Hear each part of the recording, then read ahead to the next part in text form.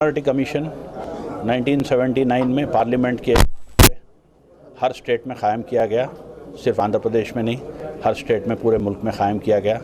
और 1989 में इसको स्टैचुरी पावर्स आंध्र प्रदेश हुकूमत दी थी।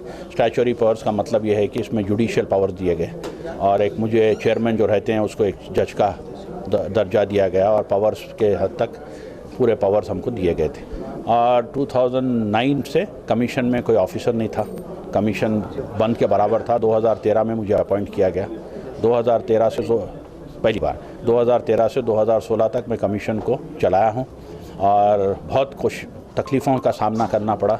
शुरू में दफ्तर नहीं था, बड़ी मेहनत के बाद एक दफ्तर बना, बनते ही फिर वहाँ से हटा दिया गया और एक दफ्तर में आए राघव सदन में, वहाँ 2 साल पूरा, फिर 6 महीने पूरा उसको रिनोवेट करे, फिर 6 महीने के बाद अब 1-2 साल के बाद फिर वहाँ से हटाकर उसको एक फ्लैट में डाल दिया गया। 3 साल में कमीशन को 4 जगह शिफ्ट किया गया और हर जगह पे 3-3, 4-4 महीने कमीशन के सिर्फ शिफ्टिंग में चले गए।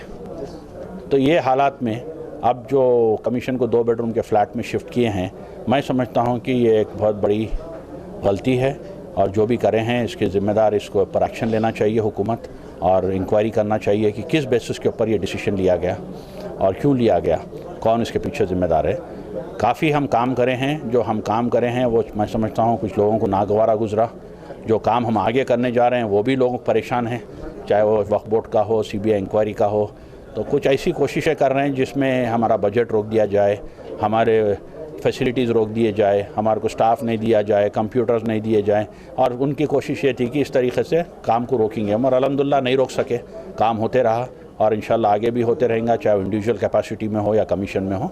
मैं मीडिया से ये गुजारिश कर रहा हूँ कि एक मुसलमानों का इदारा जो है, जहाँ पे मुसलमान अपने परेशानी का एक हल निकाल सकते हैं, उसको कमज़ोर कर देना कहाँ से हद तक सही है। आप सबकी आवाज़ उठना चाहिए, हुकूमत को रिप्रेजेंट करना चाहिए, चीफ मिनिस्टर साहब की नोटिस में लाना चाहिए और कमीशन को वापस उसकी इज्जत दिलाना चाहिए।